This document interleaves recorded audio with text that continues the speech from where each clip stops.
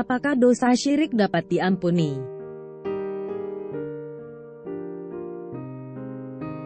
Pernah dengar bagaimana kaum muslim mempertanyakan bagaimana enaknya menjadi orang Kristen yang dosanya diampuni begitu saja? Ketika mereka bertobat dan menerima Yesus sebagai Tuhan dan Juru Selamatnya, tanpa harus melakukan pekerjaan apa-apapun juga.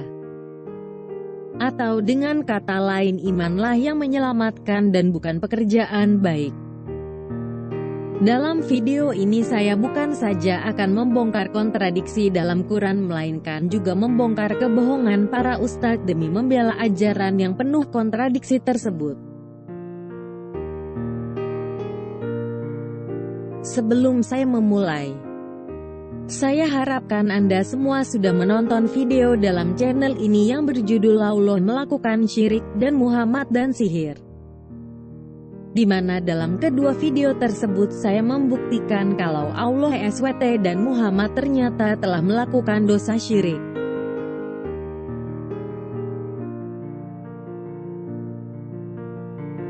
Syirik merupakan perbuatan yang paling dibenci oleh Allah SWT karena orang yang berbuat syirik berarti mensejajarkan Allah dengan hal lain. Dosa syirik merupakan suatu dosa besar dalam Islam yang menurut sebagian besar kaum muslim merupakan dosa yang tidak dapat diampuni. Hal ini didasarkan pada kedua ayat Quran yang diambil dari surah 4 ayat 48 dan surah 4 ayat 116. Surah 4 ayat 48. Sesungguhnya Allah tidak akan mengampuni dosa syirik, dan Dia mengampuni segala dosa yang selain dari syirik itu, bagi siapa yang dikehendakinya. Barang siapa yang mempersekutukan Allah, maka sungguh ia telah berbuat dosa yang besar. Surah 4 ayat 116. Sesungguhnya Allah tidak mengampuni dosa mempersekutukan sesuatu dengan Dia, dan Dia mengampuni dosa yang selain syirik bagi siapa yang dikehendakinya. Barang siapa yang mempersekutukan sesuatu dengan Allah, maka sesungguhnya ia telah tersesat sejauh-jauhnya. Dari kedua ayat di atas jelas Allah SWT dengan sengaja membagi dua kategori dosa. Yang pertama adalah dosa syirik yang tidak bisa diampuni dan dosa lainnya, selain dosa syirik, yang dapat diampuni. Kalau memang kedua jenis dosa tersebut dapat diampuni, tentunya Quran tidak akan membedakannya. Untuk mengetahui kontradiksi yang ada dalam Quran, maka mari kita lihat cerita tentang anak lembu emas pada zaman Musa. Cerita tersebut bisa dilihat dalam Alkitab pada kitab Keluaran 32 ayat 1-5 atau pada Quran surah 20 ayat 85-98. Walaupun cerita yang terdapat dalam Alkitab dan Quran kita akan menemukan beberapa perbedaan. Namun dalam video ini saya tidak akan membahas perbedaan kisah tersebut.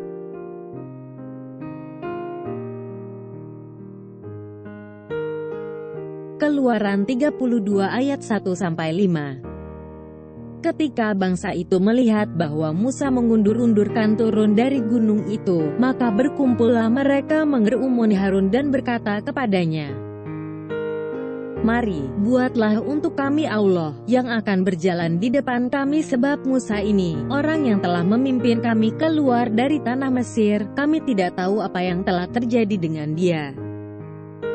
Lalu berkatalah Harun kepada mereka, "Tanggalkanlah anting-anting emas yang ada pada telinga istrimu, anakmu laki-laki dan perempuan, dan bawalah semuanya kepadaku."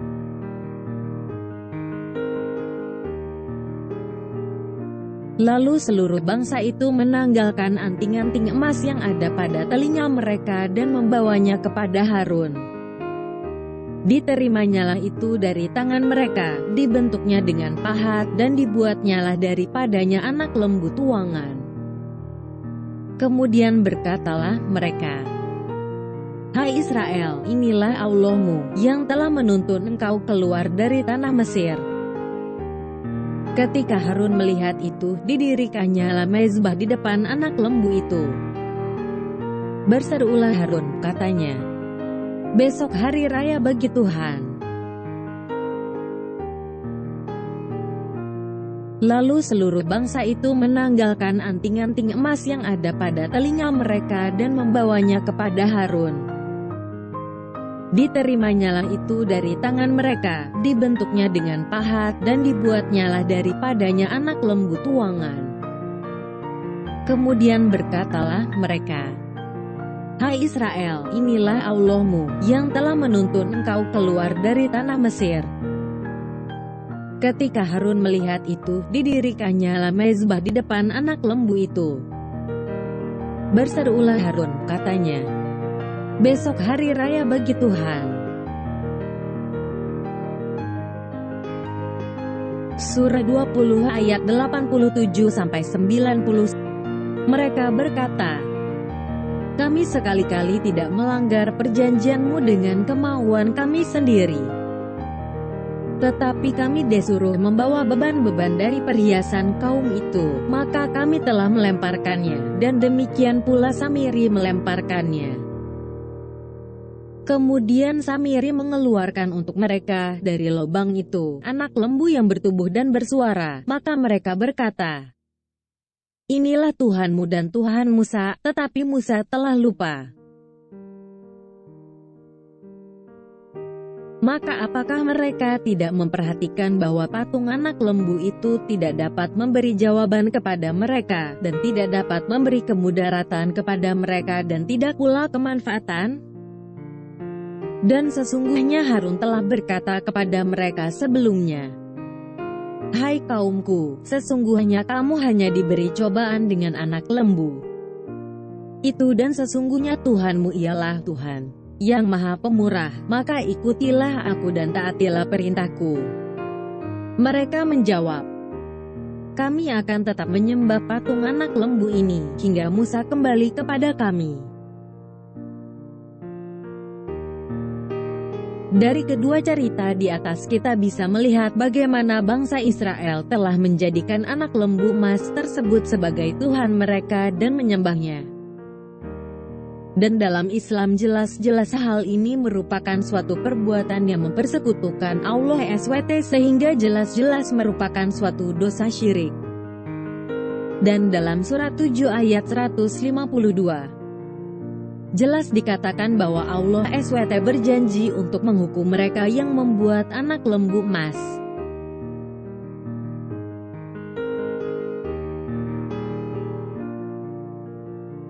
Surat 7 ayat 152.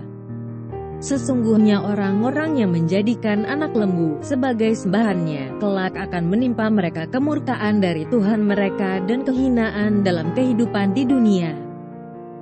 Demikianlah kami memberi balasan kepada orang-orang yang membuat-buat kebohongan. Namun kalau kita melihat ayat yang diambil dari surah 4 ayat 153, di mana dalam terjemahan Indonesia versi DEP Agama Republik Indonesia diberikan judul pembalasan Allah terhadap pelanggaran-pelanggaran orang-orang Yahudi. Ternyata Allah SWT memaafkan dosa syirik tersebut. Surah 4 ayat 153. Ahli kitab meminta kepadamu agar kamu menurunkan kepada mereka sebuah kitab dari langit. Maka sesungguhnya mereka telah meminta kepada Musa yang lebih besar dari itu. Mereka berkata, "Perlihatkanlah Allah kepada kami dengan nyata." Maka mereka disambar petir karena kezalimannya. Dan mereka menyembah anak sapi, sesudah datang kepada mereka bukti-bukti yang nyata, lalu kami maafkan mereka dari yang demikian. Dan telah kami berikan kepada Musa keterangan yang nyata.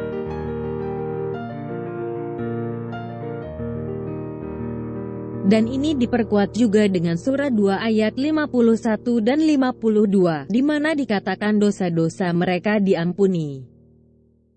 Surah 2 ayat 51 dan 52. Dan ingatlah, ketika kami berjanji kepada Musa, memberikan Taurat, sesudah 40 malam, lalu kamu menjadikan anak lembu, sembahan, sepeninggalnya dan kamu adalah orang-orang yang zalim. Kemudian sesudah itu kami maafkan kesalahanmu, agar kamu bersyukur.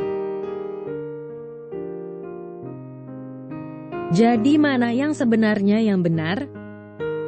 Apakah Allah SWT menghukum bangsa Israel yang membuat lembu emas atau mengampuni?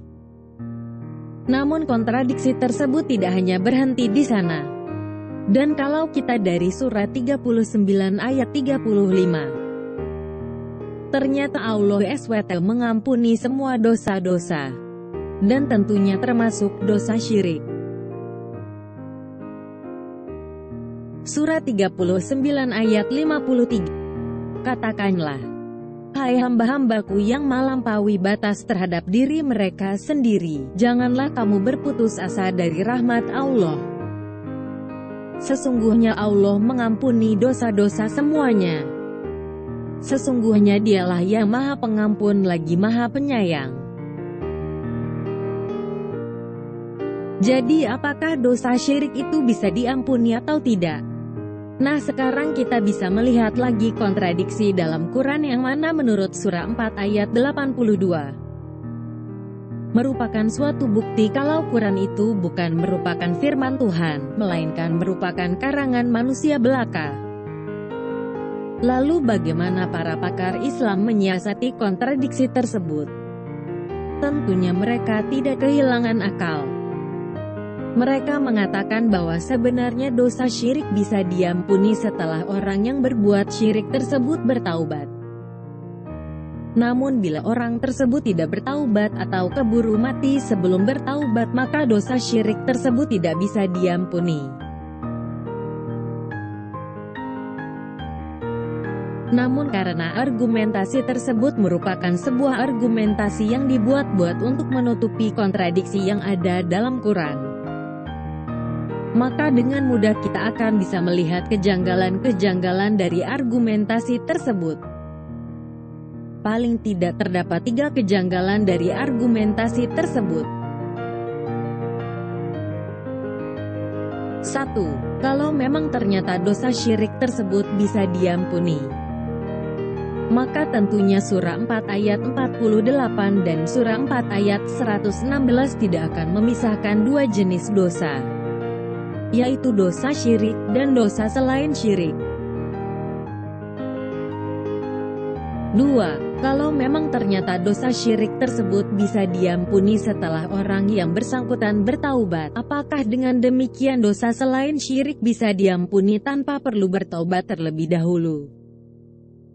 Apakah ini berarti dosa selain syirik bisa diampuni dengan memberikan amal sedekah tanpa perlu orang yang bersangkutan bertaubat? Atau dengan kata lain Allah SWT bisa disogok. Coba bayangkan bila mana seorang koruptor kakap memberikan amal sedekah untuk menebus dosanya dan pada saat yang bersamaan dirinya masih terus melakukan dosa korupsi. Apakah Allah SWT akan mengampuninya? Namun bila mana ternyata dosa selain dosa syirik juga bisa diampuni setelah bertobat dan dengan melakukan amal ibadah, maka ini akan menimbulkan kejanggalan lainnya lagi. Dosa syirik yang merupakan sebuah dosa besar bisa diampuni dengan bertaubat, sedangkan dosa lainnya yang bukan merupakan dosa besar hanya bisa diampuni setelah bertaubat dan melakukan pekerjaan baik. 3. Kalau memang ternyata dosa syirik tersebut bisa diampuni setelah orang yang bersangkutan bertaubat tanpa perlu melakukan apa-apa, bukankah ini mengkonfirmasikan iman Kristen yang mana dosa diampuni karena iman, bertaubat, dan bukan karena pekerjaan baik? Lalu kenapa demikian sering kaum muslim bertanya-tanya mengapa umat Kristen bisa sedemikian mudahnya dosa mereka diampuni tanpa melakukan apa-apa? Padahal dosa terbesar dalam Islam, yaitu syirik, bisa diampuni asal bertobat. Dari sini kita bisa membuktikan lagi adanya kontradiksi dalam Quran. Atau kalau memang kaum muslim tidak mau mengakui adanya kontradiksi, maka kaum muslim mau tidak mau harus mengakui bahwa dosa dapat diampuni karena iman seperti yang diajarkan dalam Kristen. Sampai kapan kaum muslim masih terus menyangkal bukti bahwa Quran adalah kitab dongeng semata?